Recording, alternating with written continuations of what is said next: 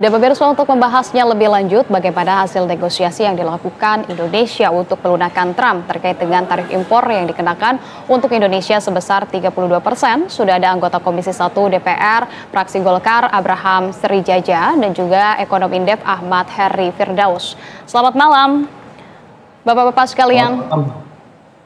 Selamat malam. Baik, terima kasih sebelumnya sudah berkenan bergabung bersama kami di Berita Satu Utama. Kita semua tahu saat ini kita tengah menunggu kabar dari tim negosiasi yang kemarin sudah berangkat ke Amerika Serikat karena memang bola panas saat ini sudah ada di kaki dari tim negosiasi untuk ekonomi kita. Apakah Pak Abraham, yang pertama ingin saya tanyakan begitu, ini sudah ada informasi dari DPR begitu seperti apa jalannya negosiasi kemarin atau Komisi 1 ini masih hanya memantau sebatas pantauan media atau seperti apa? Ya, terima kasih.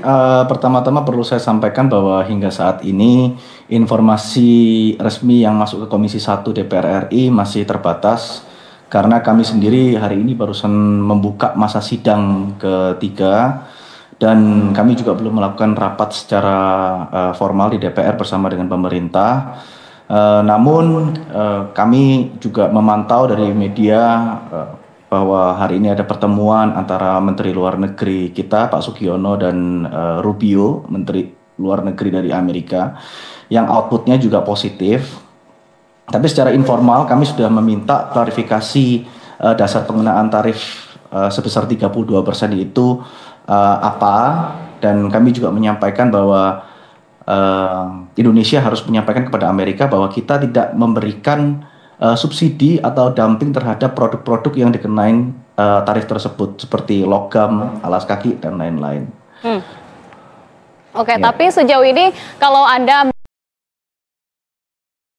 tim negosiasi kita dari pemerintah kita, bagaimana Komisi 1 menilainya, Pak Abraham? Untuk saat ini sangat baik ya, sangat baik, dan kita harus bisa mengambil positioning yang sangat baik di dalam perang dagang ini, karena di dalam perang dagang antara China dan US ini, apabila kita bisa melewatinya dengan kompak dan kita bisa mendapatkan tarif yang fair dari pihak Amerika, negara kita akan mendapatkan keuntungan yang besar. Kita bisa mengambil opportunity di sini, karena neraca perdagangan kita dengan Amerika kan masih surplus 14 billion US dollar, dan apabila pihak Amerika Serikat mengenakan tarif 245% kepada pihak China, itu memaksa pengusaha-pengusaha pabrikan China untuk keluar dari China. Nah, salah satu yang menjadi target Indonesia. Nah, di sini kita harus betul-betul bermain cantik, tidak boleh sampai kita miss karena blunder-blunder yang dilakukan oleh oknum-oknum tertentu, agar mereka melirik posisi ini dan tidak melirik negara lain. Oke, saya ingin ke Mas Ahmad Heri Firdaus. Mas Ahmad, karena kita tahu ini misi penyelamatan perdagangan internasional begitu ya, tengah dilakukan oleh tim negosiasi kita yang saat ini berada di Amerika Serikat. Kemudian kalau Anda melihat peluangnya begitu dari negosiasi yang ditawarkan, paket negosiasi yang ditawarkan oleh Indonesia kepada Amerika Serikat, seberapa besar peluangnya?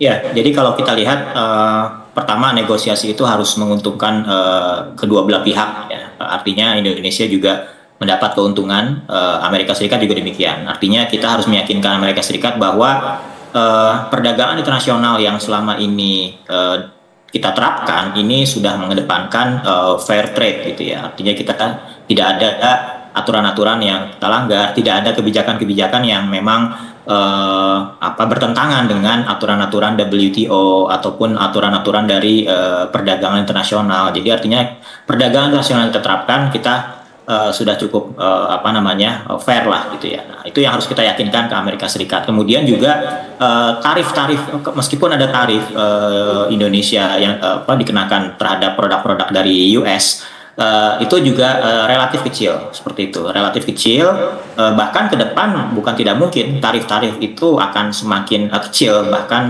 nol gitu ya, karena tingkat liberalisasi perdagangan meskipun tidak ada kerjasama FTA secara khusus itu memang akan semakin kecil ya, jadi reduksi tarif itu ke depan akan semakin menjadi keniscayaan seperti itu. Nah, itulah yang harus kita lakukan sana. Kemudian juga kita harus meyakinkan bahwa kita terus melakukan reformasi dalam hal katakanlah perizinan, kemudian juga birokrasi. Kita juga terus melakukan perbaikan-perbaikan untuk menjaga iklim investasi agar tetap kondusif. Jadi segala bentuk perubahan atau perbaikan struktural itu kita lakukan Amerika Serikat seperti itu. Oke, tentu karena hal tersebut juga kemudian ini menjadi faktor safety begitu ya bagi para investor. Tapi kalau Anda menilai dampak dari jangka panjang dan juga mungkin jangka pendeknya dari tawaran peningkatan impor Indonesia terhadap neraca perdagangan Amerika Serikat maupun Indonesia dengan pertumbuhan ekonominya, jangka panjang dan jangka pendeknya seperti apa, Mas Ahmad? Ya, kalau kita ingin mengajukan penambahan impor dari Amerika Serikat, ya itu sah-sah saja seperti itu ya. Kebutuhan nasional kita, apakah kita membutuhkan sebanyak itu kan? Berupaya untuk mengakomodir apa itu yang menjadi keluhan Amerika Serikat bahwa mereka defisit dengan Indonesia. Kalau datanya itu sekitar 18 miliar US dollar. Nah, artinya kita ingin membantu mereka untuk mereduksi defisit yang besar tersebut. Nah, salah satu jalannya yang akan kita ambil adalah kita ingin membeli lebih banyak produk-produk dari itu sah-sah saja. Asal kita harus tahu kebutuhan di sektor apa yang memerlukan produk-produk impor dari Amerika Serikat. Diharapkan impor dari Amerika Serikat itu adalah import yang sifatnya produktif, seperti import modal, import bahan baku untuk industri, dan kita harus berbicara dengan pelaku usaha, dengan industri. Ada nggak bahan baku yang ingin mereka tambah gitu ya, atau barang modal yang ingin mereka tambah? Kita membuka peluang kerjasama dengan US untuk membeli barang impor dari sana, sehingga ketika masuk ke pasar domestik itu ada yang menyerap seperti itu. Jadi tidak hanya kita ingin menambah impor dari US, tapi dipastikan bahwa tambahan impor tersebut itu harus terserap di sektor-sektor yang memang membutuhkan seperti itu. Oke, baik. Saya ingin ke Pak Abraham. Pak Abraham, kalau kita melihat positioning Indonesia begitu ya, yang saat ini memang menempatkan diri tidak begitu condong ke Amerika Serikat, meskipun saat ini tengah menjalin diskusi begitu ya dengan Amerika Serikat maupun tidak condong ke China begitu ya. Bagaimana Anda melihat peluang negosiasi ini dalam kemudian melunakkan Trump begitu? Ya, justru posisi kita ini strategis. Kita non-blok ini menjadi keunggulan tersendiri. Nah, tapi yang seperti saya sampaikan tadi, Indonesia ini sebagai negara pasar netral, tapi strategis untuk distribusi kawasan ASEAN. Dan kita punya 270 juta penduduk. Maka dari itu saya juga sepakat yang dikatakan Pak Ahmad. Terkait dengan penghalang-penghalang investor yang bisa menghalangi investor buat masuk, itu harus dihilangkan, mulai dari birokrasi, lalu pernyataan-pernyataan dari pemerintah yang tidak produktif. Itu juga oknum-oknum ya, saya boleh bilang, seperti kemarin contohnya saya langsung saja saya sebut, saya kritik keras terkait hal itu, kayak Wamenaker membela ojol masalah THR. Oke. Padahal ojol itu bukan termasuk mitra dagang, dan di seluruh dunia yang memberikan THR terhadap mitra ojol itu hanya Indonesia. Nah, itu akan membuat takut pengusaha-pengusaha untuk masuk ke Indonesia, birokrasi, ormas-ormas, dan lain-lain. Nah, ini kita harus bersatu padu, tidak bisa sudah cukup melakukan pencitraan, tapi kita harus menggandeng seluruh pihak. Dari masyarakat kita gandeng, pemerintah kita gandeng, pengusaha kita gandeng, tidak boleh membela salah satu. Karena apabila kita berhasil, kita bisa menarik investasi yang besar. Sekarang Malaysia dan Singapura mereka bikin special economic zone yang pajaknya hanya 5%. Di Vietnam mereka punya work ethic sama dengan China. Bahkan pemerintah Vietnam mereka yang ngurus izinnya, nyari tempat untuk berusaha untuk pengusahanya. Bahkan pengusaha Indonesia sendiri, asli Indonesia, lari ke Vietnam karena nggak kuat. Apalagi kemarin ada cerita PT Yihong di Cirebon karena 3 karyawan dipecat, lalu panas-panasin sama yang lain sampai perusahaan menutup usahanya. 1.100 karyawan ter-PHK dan minta sekarang pekerjaan lagi. Ini harus dihilangkan. Nah, ini pemerintah harus betul-betul bukan hanya berpihak kepada pengusaha ya, tapi pengusaha yang dilindungi akan menghasilkan lapangan pekerjaan yang banyak juga. Karena saya terus-terusan mendapatkan komplain dari investor-investor luar negeri, begitu ribetnya birokrasi dan mahalnya birokrasi serta diganggunya perusahaan mereka oleh oknum-oknum tertentu, termasuk SDM dari para pekerja kita. Nah, ini harus kita berantas, pemerintah harus serius untuk menjaga ini agar kita bisa attract investor asing, investor Cina, kita bisa attract mereka ke Indonesia. Oke, ya, itu catatannya ya bagi faktor-faktor domestik. Tapi kalau kita lihat secara hubungan internasional, jika memang saat ini kita menjalin komunikasi ataupun berdiskusi begitu ya terkait dengan kebijakan tarif Trump sebesar 32% untuk kemudian tengah menjalin negosiasi begitu dengan Amerika Serikat, apakah ini tidak mencerminkan, mengartikan bahwa kita begitu dekat begitu dengan bisa kita katakan adalah orbit Amerika Serikat? Bagaimana kemudian dengan hubungan kita antara Indonesia dengan China melihat hal ini? Saya rasa bukan seperti itu ya. Saya melihat yang diinginkan Amerika ini kan Donald Trump selalu mengatakan America first. Dia selalu mengatakan dia ini menginginkan fair trade. Karena selama ini dia merasa bahwa tarif yang diterapkan oleh Amerika terhadap negara-negara lain itu terlalu rendah.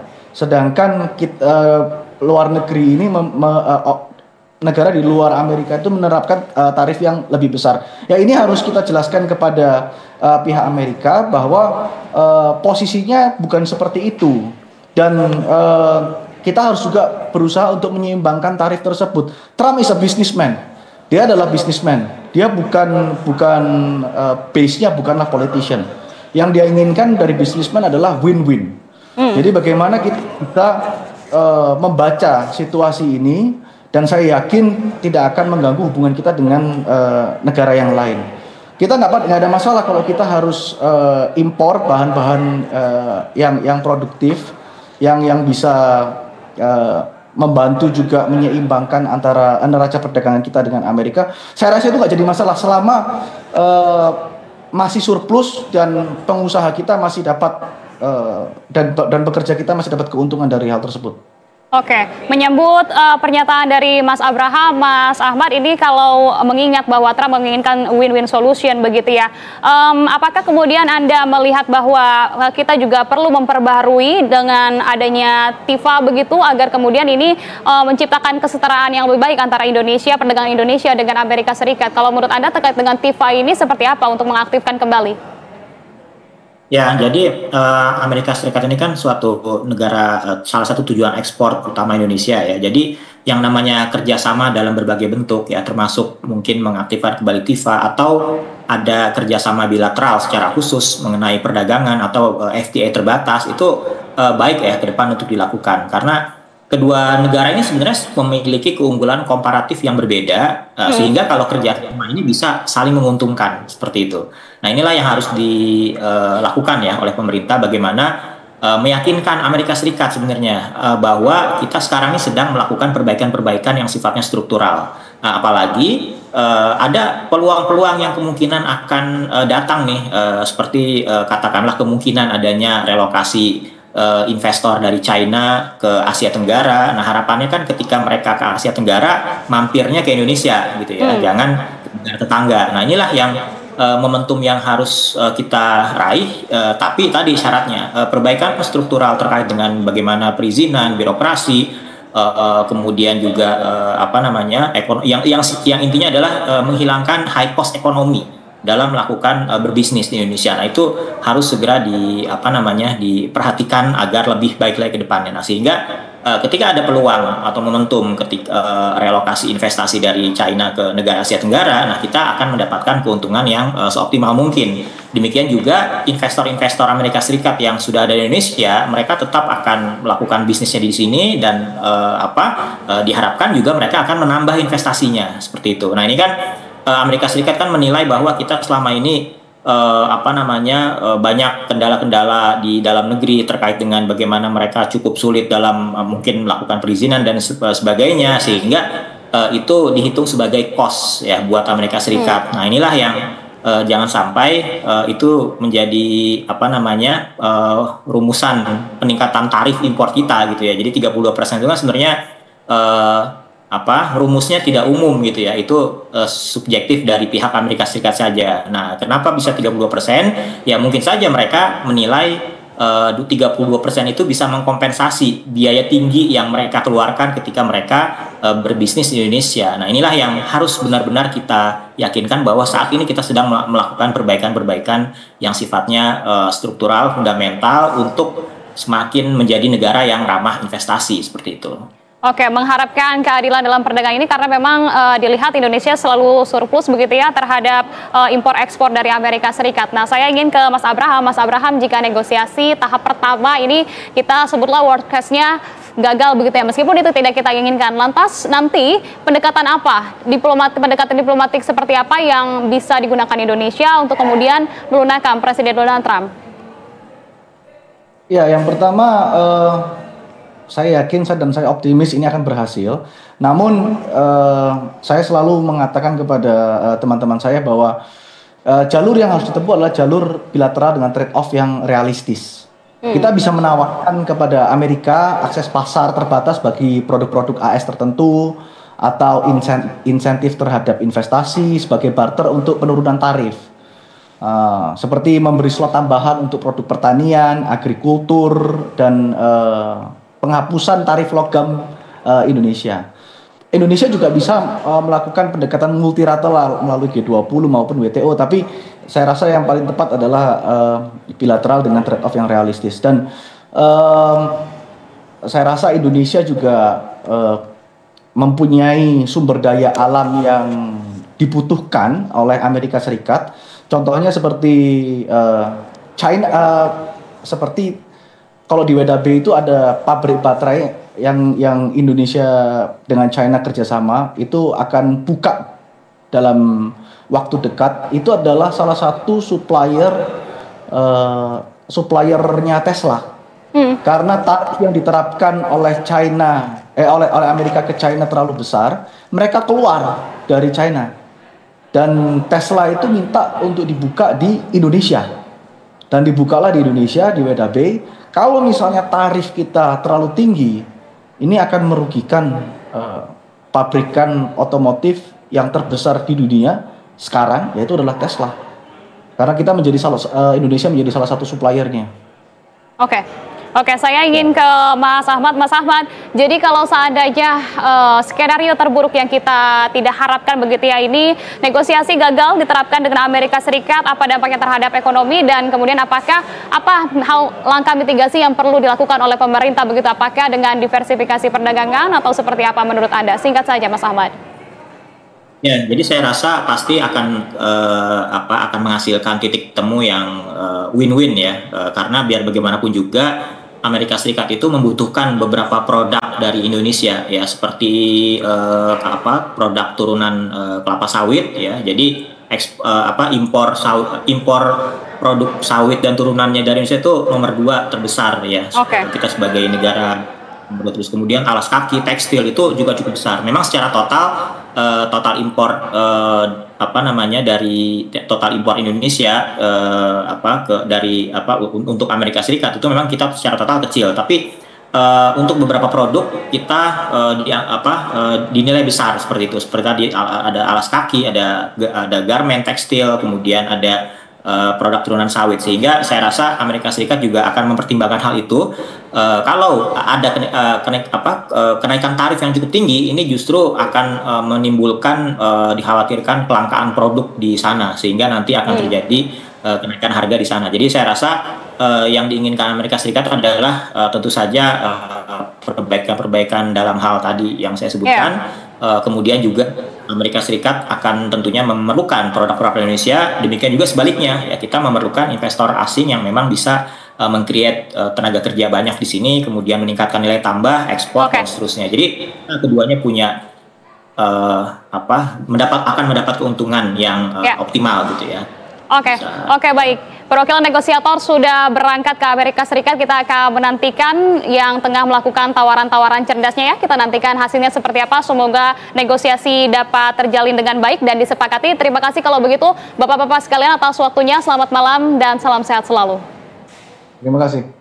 Terima kasih.